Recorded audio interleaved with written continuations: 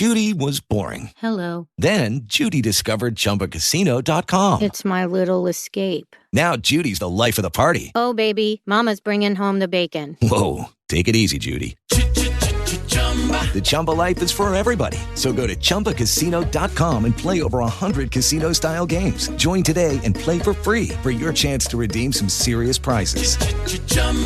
ChumbaCasino.com. No purchase necessary. Void where prohibited by law. 18 plus terms and conditions apply. See website for details.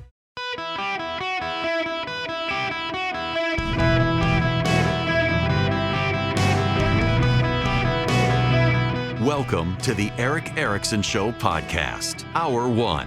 Welcome. It is Eric Erickson here across the nation. Glad to have you with me. The phone number, if you want to be on the program, 877-973-7425. Yes, I have the Masters on in the background. It is a beautiful course. It's a beautiful day. I'm going on Saturday and it's going to be rained out. But I can still eat my weight in pimento cheese and drink my weight in beer and buy a lot of stuff at the gift shop. Now, the phone number, again, if you want to be on the program today, tomorrow is the Good Friday program, so we will be a little looser on phone calls today, 877-973-7425. Well, I say I'll be looser on phone calls. I don't know that the call screener will, but you can give him a try.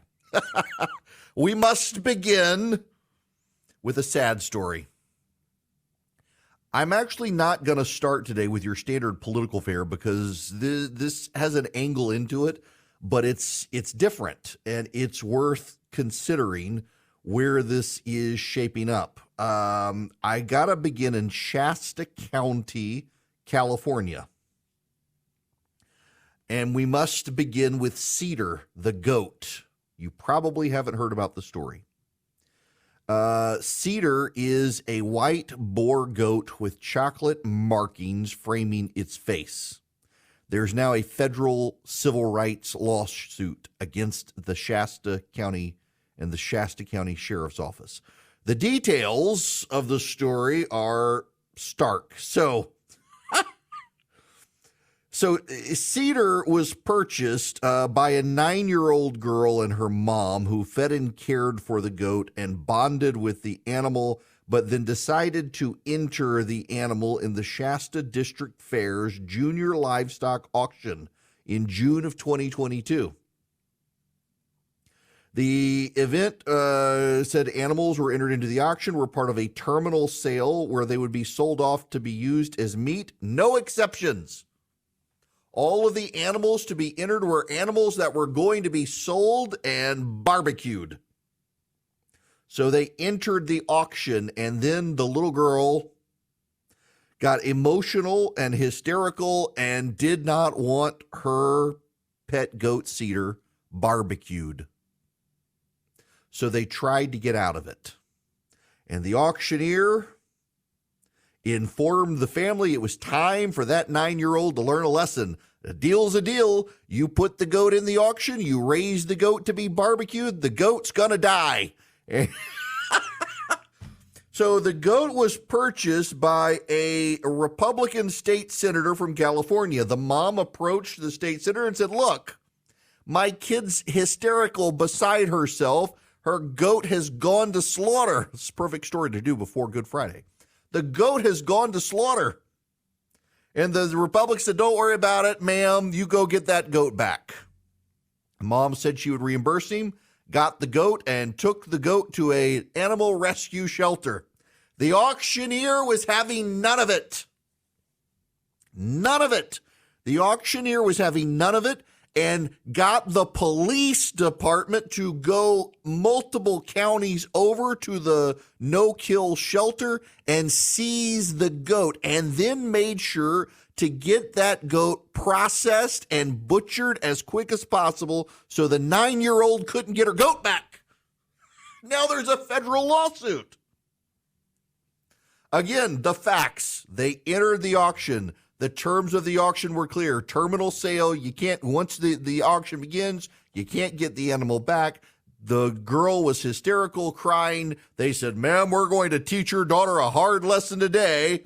We're going to slaughter the goat.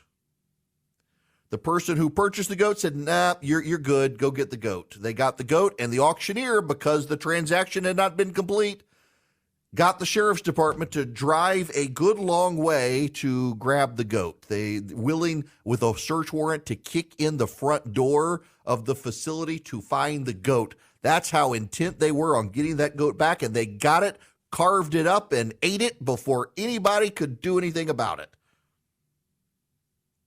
Now you're wondering, Erickson, with all the stories in the news today, why, in the name of all that is decent and holy, are you starting your program with a dead goat from more than a year ago? Ha ha! Because that story from more than a year ago has led the Vox kids to say explicitly and openly, using some left-wing professors, one of whom is a male feminist studies historian at Duke University, the other a visiting fellow at Harvard Law School, to say it's time to get rid of 4-H and Future Farmers of America. That's right. Why? Let me read you this. A girl and her 4-H goat paint a picture of farming and food that is a far cry from the ceaseless brutality of the industrial abattoir. In death, Cedar may well remind parents that as long as 4-H teaches children to treat animals as commodities, the slaughterhouse will always be the final destination. The mercilessness of the meat industry may at any moment barge into their pastoral scene, sirens blaring, search warrants in hand, to execute a contract and a beloved animal alike. No, seriously, that's where this leads. One story about one goat and one hysterical child in California has now got the entire left up in arms about 4-H and Future Farmers of America. That essentially 4-H teaches children to treat animals as commodities. Have y'all heard about my pet chicken? I had a pet chicken that was as good as Mary's little lamb. That pet chicken would literally follow me to school. Showed up in my yard one day, Hobo, would sit on my shoulder like a parrot. Now I'm like 9, 10 years old. That chicken was my best friend when I was a kid. Hush up, Mom. Don't text me now. You're going to make me cry. Hobo was a great chicken. Hobo was my friend. I didn't have a pet. And then one day Hobo showed up into my yard. But Hobo had an annoying habit. The only place Hobo would poop was on the front steps of our house. So every day, if I wanted to keep this chicken, I had to get up and I had to wash off the front steps. And let me tell you, chicken poop stinks. Well, one fine morning, a certain person who may also have my name and was running late to work ran out of the house. He had to take a helicopter to work, my dad did. Had to go catch a bus to get to the helicopter to get offshore. Ran outside before I had a chance to wash off the front stoop and slid in the chicken poop all the way down the stairs. By that afternoon, 2 big burly Arab men were in the yard in their traditional Arab outfits chasing my chicken around the yard. I never saw Hobo again, but somebody had a good meal. Hobo got turned into chicken soup or something. I'm sympathetic to the 9-year-old. But how the left extrapolates this one grievance into everything. Remember what I've always told you about postmodern culture. The exception becomes the rule. So in this situation, the auctioneers were very matter of fact. You signed the contract. We don't care about you or your tears or your goat. It's going to get barbecued. Never mind that the ultimate purchaser of the goat said, no big deal. Don't worry about it. Go get the goat. The transaction hadn't been completed. The auctioneer ruled the roost, and that goat got barbecued. And therefore, all of 4-H must go away. All of it must go away. Why? Because of commercial, commoditized meat industry. Here's the thing. You know what the tie-in here is? These are also the people who want you to eat bugs. They don't want to eat bugs. They want you to eat bugs. They want to end the industrial meat production of the country. They want to end mass farms. Now, I got to tell you, some of the situations in poultry houses, pig farms, they're gross on the industrial scale. They're horrific. They can be environmental disasters, but that's not really what this is about. This is all about the idea, latently behind the scenes, population control. Malthus said we would have scarcity and people would starve, and we didn't. Then you had what's his name, Ehrlich come out, or whatever the guy's name is. You know who I'm talking about, Paul. What's his name? Came out in the 1970s and said there was going to be mass starvation. And in fact, the world continues to innovate. The world continues to be more efficient. And because the world innovates and continues to be more efficient, we are able to feed more people on less money than at any time in human history. It's been a remarkable success to be able to feed the planet. And where has the left gone? Well, there are now too many people. And one of the reasons there are too many people is because food is so cheap, people can procreate without a penalty. And we're all going to die as a result. This horrible, strange obsession. This horrible, strange obsession about the planet and the people and overpopulation, to the point that the idea of teaching kids farm skills and raising animals and how animals are meant to be raised for slaughter, whether you like it or not. 100 years ago, the idea of someone keeping a goat for a pet as opposed to for a barbecue would be anathema to almost everyone. That's what goats were for. That's what cows are for, and sheep, where you also get wool. None of these people are putting on their polyester shirts because they think that's just bad for the environment. They're getting the wool from the sheep that are probably also then going to slaughter. We have an entire movement that has taken up residency within one of the major political parties of the United States and dominates political parties around the world, condemning the ability to mass produce nutritious food on a large scale for cheap. The access to protein to build muscle and growth is reviled by the left these days, unless you can get it from your small organic butcher who lives 5 doors down and slaughters in his backyard. And even then, they don't like it. This is a cult. But it's not just a cult. It's a cult that's dangerous because it's taken up residency among the public policy maneuvering of America and the world. It's a cult that has taken up residency among the minds of the elite, who they do not want to sacrifice their steak. They do not want to sacrifice their free-range chicken, but they want you to eat bugs and die because you are polluting the world. They get to drive and fly and go on their private jets to Europe to hand-wring about climate change, and you're supposed to go eat bugs. The world's elite have been allowed to view themselves for too long as an aristocracy. And they're too clueless and arrogant to realize the horrible things coming their way if they don't exercise some level of humility. The entirety of this story, this exception to the story, we don't often hear about these sorts of stories. The police are not often kicking in doors to try to rescue goats and take them to the slaughter. But this one story is a story that is a jumping off point, an exception to the rule, to show that industrial farming is somehow bad, and now to demand that Congress impose penalties to reduce industrial farming, drive up the cost, and penalize poor people who, for the first time in history, can get high-quality protein extremely affordably. The left is at war with reason, and they are at war with humanity. They are more interested in saving goats than feeding people. The left does not care about you. They care about their comfort.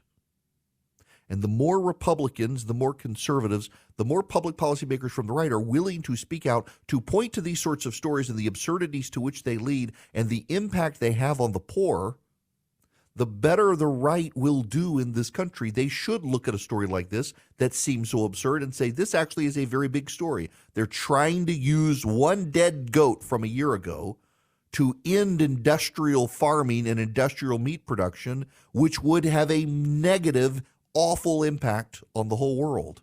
But they don't care because they want to feel good about saving the goat while the people starve to death. Welcome back. It is Eric Erickson here. We must return to the tale of Don Lemon at CNN. Mary Catherine Ham is a conservative writer, commentator. She's been a pundit. Know her, wonderful, wonderful human being. When Jeff Zucker was at CNN, she finally wrote a piece after Zucker was booted from CNN and noted that when she was critical of Jeffrey Toobin for, well, I believe it was Toobin tugging his Toobin while he was on a Zoom call and CNN let it slide or some such, and she criticized that she was taken off air. Toobin was not removed from CNN, but she was taken off air. And now there's this story from Variety about Don Lemon at CNN, and this is not in the Chris Licht era. This is in the Jeff Zucker era that Don Lemon behaved really badly towards a lot of people on air, including Kira Phillips at CNN. Really some threatening text messages. One informed her she crossed the line. She was going to pay for it from an anonymous number. CNN traced it back to Don Lemon. The list of things that Lemon did to women at CNN, it just keeps growing. And what Mary Catherine Ham has pointed out is that all the women involved no longer work at CNN, but Don Lemon still does. How does this man keep his job? Lemon called one of his producers fat to her face. Not long before he was identified as sending threatening texts to Kira Phillips, he mocked Nancy Grace on air by mimicking her, shocking fellow colleagues. Grace declined to comment. If Lemon felt threatened by Grace, the biggest star at CNN Headline News at the time, she wasn't the only one. He got upset that Soledad O'Brien launched the gig of hosting CNN's high-profile Black in America docuseries. During an editorial call, he suggested O'Brien wasn't black, according to two witnesses. When he wasn't shocking his cohorts, he was annoying them with diva-like behavior, like skipping editorial calls, showing up late to the newsroom, or just generally exhibiting disengaged behavior. Now, the whole issue here with Don Lemon is that he keeps getting passes at CNN, and apparently people have had enough. And they're hoping that by exposing this more complete behavior of what's going on, maybe he will go away. I got to tell you, I've tried to watch the CNN morning show. It is dry. I appreciate CNN going back to news, but watching Don Lemon in the mornings on CNN, I would rather watch myself in the mirror getting a colonoscopy without any anesthesia. It's just, I have no desire to do that, and nor does most of America, judging by the ratings. Probably time to make him expendable, given his treatment of so many people so poorly over so long. Hello there. It is Eric Erickson here across the nation. The phone number, 877-973-7425. If you want to be on the show. Jennifer, you're going to be up next. Welcome. Hi, Eric. Hi. I just wanted to make a comment on what you were saying earlier about how the leftists, they are so unwilling to sacrifice animals to the meat industry for the sake of feeding people. But I would go a step further and say that they're not willing to sacrifice the animals, but they are willing to sacrifice your children at the abortion mills, is what I call it, because that's kind of what they are. But if, you know, one of the tactics that the leftists do like to use is they like to get biblical on the right, and they have no idea what they're talking about. I mean, Jesus told us that we are of greater value than the animals. And did he not eat lamb with his disciples? Yep. Lamb, and then after resurrection, caught fish and grilled it for Peter. So yes, this is a larger issue here with the left. Might as well get into this, Jennifer, and I appreciate you calling. Might as well go where I wasn't going to go. What the heck? It's the Thursday. It's Holy Thursday. the left has become extremely religious. And people say, there are a lot of people who identify as atheists. There's really no such thing as an atheist. You may not believe in the God of the Bible, but everybody worships something. The left has taken secularism and made it a religion. Just think about, what does a religion have? A religion has a belief in a higher power. It has a creation story. It has priests. It has liturgies. It has hymns. It has orthodoxies. It has doctrine. It has apostates and heretics. What does the left have? The left has a creator, which is Mother Nature, evolution, itself.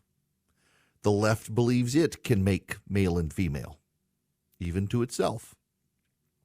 It has priests. I mean, whatever the head of Planned Parenthood says, or the ranking bishop of the Episcopal Church, the binding on everybody with this is how we've got to guide ourselves. It's got liturgies in how it conducts rallies and how it conducts protests. Now, one of the liturgies now is, instead of peace be with you and also with you, it's my pronouns are, your pronouns are. It's got anthems. I mean, We Shall Overcome is an anthem of the civil rights movement. Holy, Holy, Holy is usually the first hymn in a Christian hymn book in Protestant churches, and Imagine from John Lennon is what they play at all the secular rallies. There is your anthem for secularism, Imagine by John Lennon, or the Christmas one for him for the Christmas season. It's got doctrines and orthodoxies. One of the orthodoxies is the world is warming and it is our fault. And it's got doctrines. Its doctrine for eschatology is that the world is going to end in fire, just like Christian eschatology, except it's going to end in fire because of us, all the people, and it doesn't matter what they do, they're still screwed as long as you got mouth breathers driving SUVs and having kids. And one of the doctrines and orthodoxies of the secular church is that there are too many people. I heard someone the other day, I read someone the other day, a liberal the other day on social media said, the solution to overpopulation will not be found by having more people. How is the world overpopulated?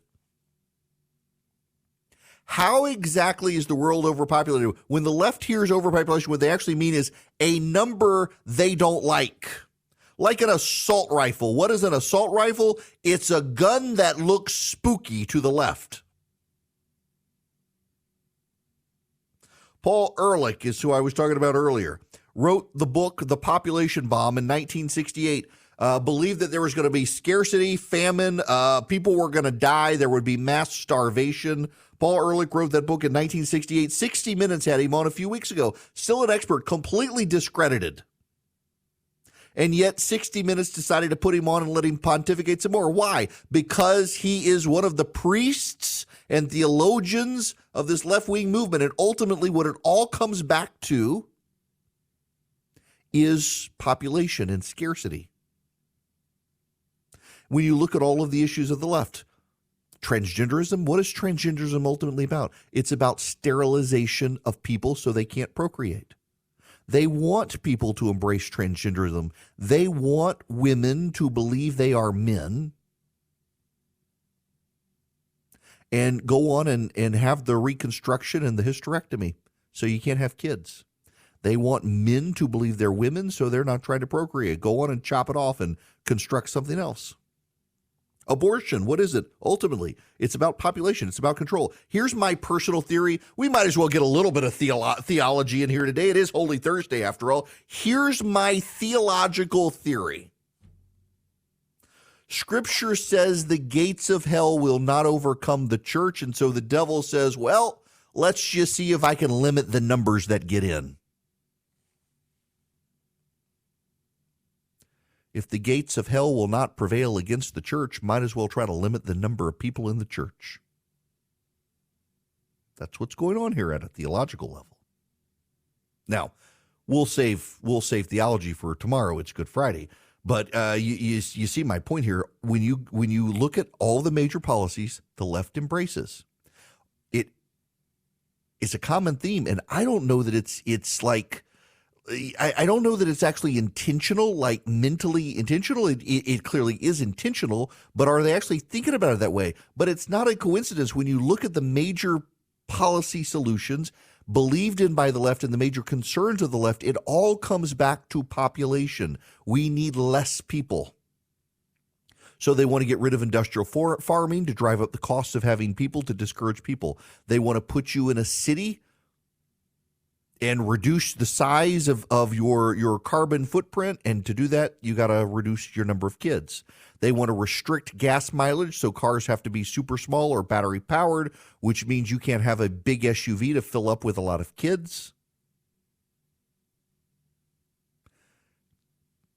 They want you to, reconstruct your bodies so that you become sterile.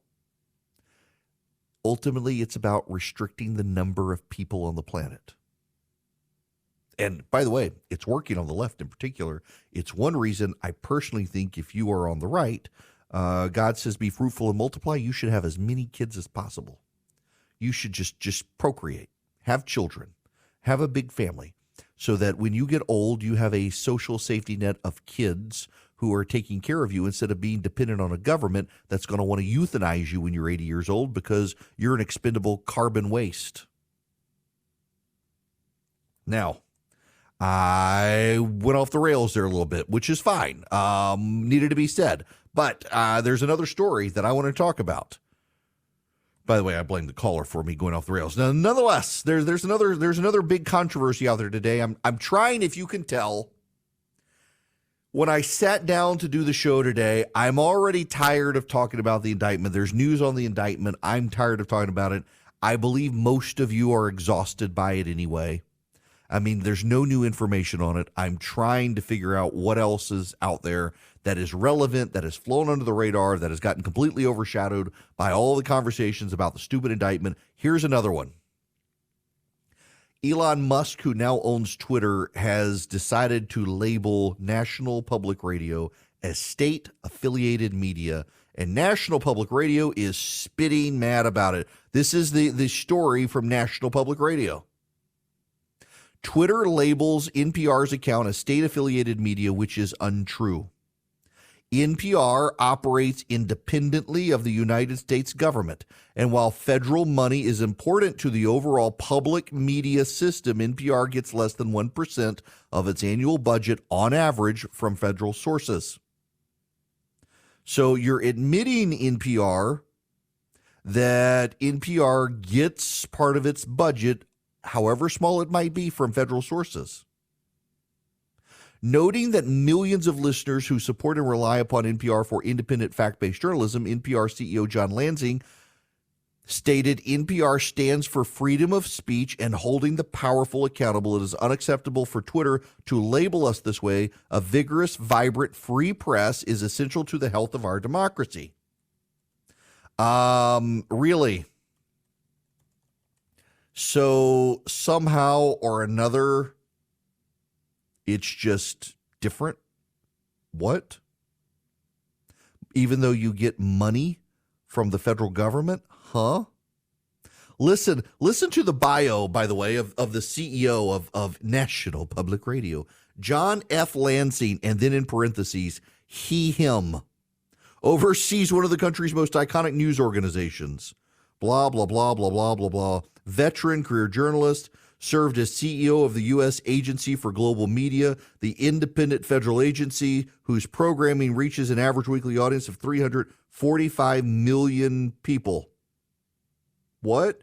Wait, so he was a government appointee? What? How is this? Because National Public Radio is the government's news radio. National Public Radio is funded by the government. And I got to tell you, so I have a bone to pick here. In all seriousness, National Public Radio may be upset with Twitter naming it a state-affiliated media, but it truthfully is. And the fact that NPR refuses to acknowledge it as state-affiliated media actually is a damning indictment of NPR's commitment to the truth. It is public radio. What is public radio? Owned by the public. It is funded by Congress. Republicans for years have tried to get rid of funding by NPR, and it has regularly blocked the funding. NPR is a governmentally funded organization. Now, I have another bone to pick with them as well. NPR is not advertising generated. It's not for profit. It doesn't run advertising. But what NPR does is it's metered. So let me just pull back the curtain on TV and radio a bit. There's this company called Nielsen. Many of you have probably done the diaries before. You have the little meters that read encoded signals from TV and radio stations. So Nielsen can track what you're watching, how long you're watching. Those meters and those diaries go to produce ratings for television and radio. The ratings for television and radio and the market share, how many people listen, are then used to set advertising rates in major markets.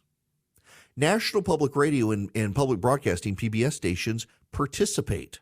Now, why do they participate? No one should care. They don't get advertising dollars. Their participation in these systems very often then skews the listenership. They were given an advantage by the federal government in the setup of their signals. They get funding from government to be able to help buy their signals. They tend to be broadcast from universities in key areas around states that can spread their signal. In some cases, synchronized signals. It boosts their ratings, gives them a competitive advantage, and skews the marketplace for for-profit radio by a nonprofit radio and television station. It's just absurd that this is a situation where for-profit companies are forced to compete against a nonprofit government-subsidized product in a marketplace where the product we're competing against doesn't actually even take advertising dollars, and yet they participate in a system that skews it for everybody else. The Corporation for Public Broadcasting oversees NPR. They can twist it and twist the truth all they want. But the reality is they are state affiliated. And if they're not, why the hell do our taxpayer dollars go to fund the product? If you want to not be considered state affiliated, go to Congress tomorrow, John Lansing, he, him, and tell Congress, stop sending us money.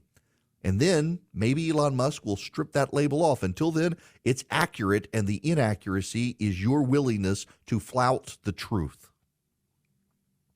I have no sympathy for NPR trying to hide behind various other metrics to obscure the fact that it is subsidized by the federal government. Now, I want you to be independent thinkers, independent-minded, and consider your independent investment solutions, and you can by going to Advantage Gold.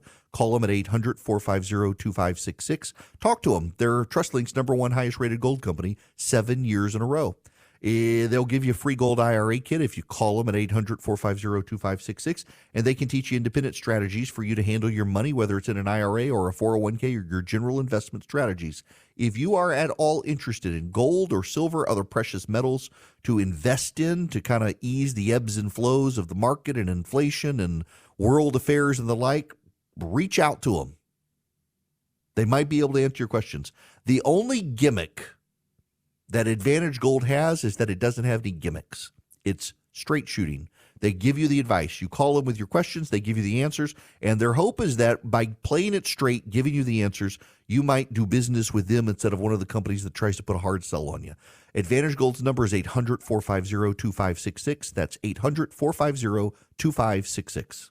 Do not forget to subscribe to the email list. You're particularly going to want to do that before tomorrow. Text data to 33777 if you want to subscribe. Well, Robert Kennedy Jr. has decided to run for president of the United States.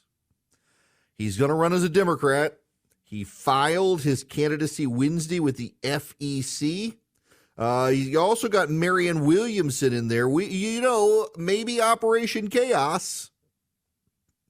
I will tell you, though, I do wonder, given the fixation of some people on the right these days with vaccines, does Kennedy pick up some support from the hardcore anti-vax people on the right? I'm not sure.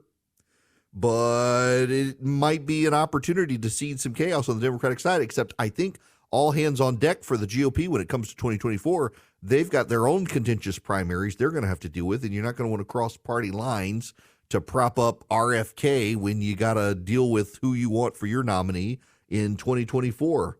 I want to actually spend some time on that later in the show. What actually happens with Trump getting so much attention right now? Where do the Republicans go?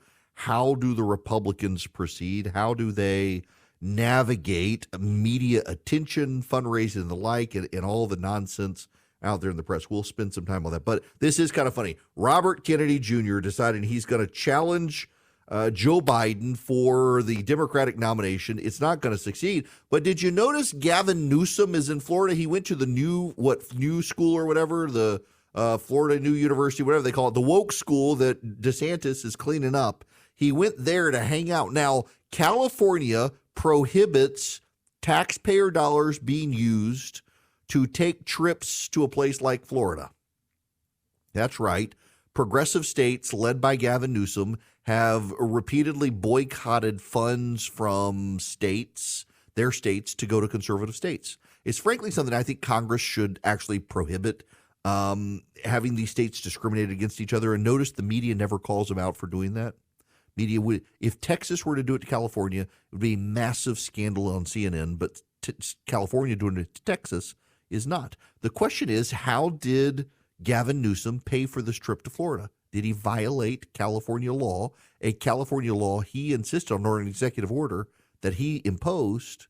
Did he violate his own rules? I mean, this is the guy who shut down the state of California, told people they couldn't go to restaurants, and then went to the French Laundry restaurant with a bunch of his friends unmasked to have dinner. So it's not like he doesn't have a history of hypocrisy when it comes to following his own rules. But it was funny to see him in Florida. DeSantis would mop the floor with that guy. Hey guys, it is Ryan. I'm not sure if you know this about me, but I'm a bit of a fun fanatic when I can. I like to work, but I like fun too. It's a thing. And now the truth is out there. I can tell you about my favorite place to have fun. Chumba Casino. They have hundreds of social casino style games to choose from, with new games released each week. You can play for free anytime, anywhere. And each day brings a new chance to collect daily bonuses. So join me in the fun. Sign up now at ChumbaCasino.com. No purchase necessary. VGW Group. Void where prohibited by law. See terms and conditions. 18+.